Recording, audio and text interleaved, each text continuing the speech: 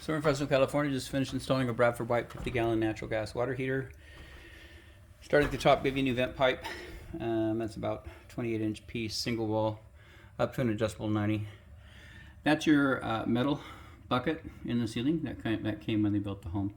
But anyways, just an offset drop down to the draft diverter.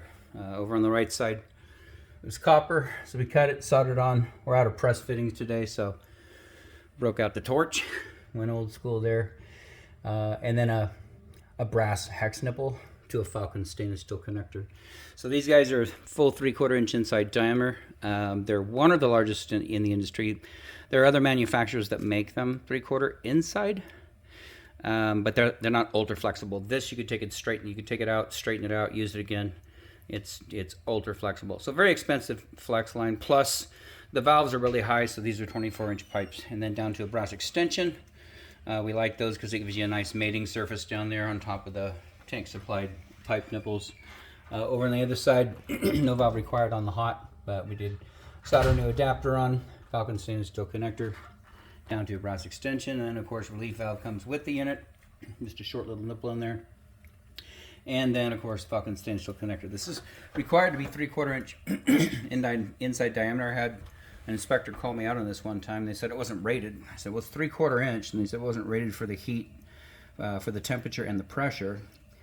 And so we'd have to go with like CPVC. So I looked up CPVC, and this is rated higher than the CPVC. Plus, if you think logically about it, whatever temperature is coming out of here and expelling through this line, it's already in that line. Now that's just some old-fashioned critical thinking right there. Same line, if that's 160 degrees, then this will hold it too. And it's full 3/4. Anyways, just a little nit and pick on my part. Straighten this up a little bit. I had the old school copper corrugated connector on there with the hub on there, so it was soldered in place. We just took it apart, put a coupling, an adapter, got that going. Upper third, adjustable strap. Lower third, adjustable strap. Also gave you a new gas valve. This was pointing out right at the tank, and so we had the valve sticking straight out, but it was hitting the tank. Wouldn't be able to get the line in, so we took it back apart, gave you a little 90-degree turn, and then the new valve, and then the connector. So it's like a roller coaster, so it's a fun ride. You know, you start out here and you go tick, tick, tick, tick, tick, and you go woo, down, then you up and then over. Anyways, so that's brand new over to the controller. This is your controller. We leave it set at 120, which is hot, and that is approximately 120.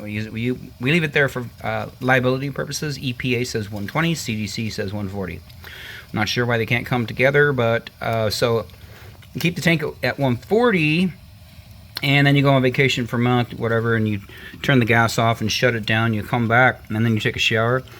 Everything in that tank has bacteria in it because the water's cooled off, and anything over 140 degrees, bacteria can't grow. So at 120, it starts cooling down, and then you get back, and that has been linked to Legionnaire's disease. Never heard a story, never seen a news article, just in research, that's what it is. So CDC says here, unfortunately at B, so hot is 120, A130, B140, C150, very hot 160, B140, third degree burns 3 seconds.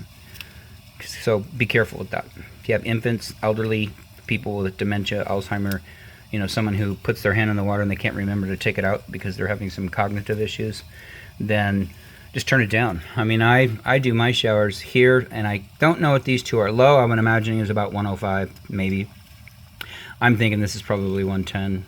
Maybe that's 100. I don't know. I've never looked up what those numbers mean, but I have looked up what these mean, because I don't think anybody's taking a shower in 110 degree water. So anyways, that's good. Burner slit should take about 45 minutes for hot water. Outside of that, this installation is done.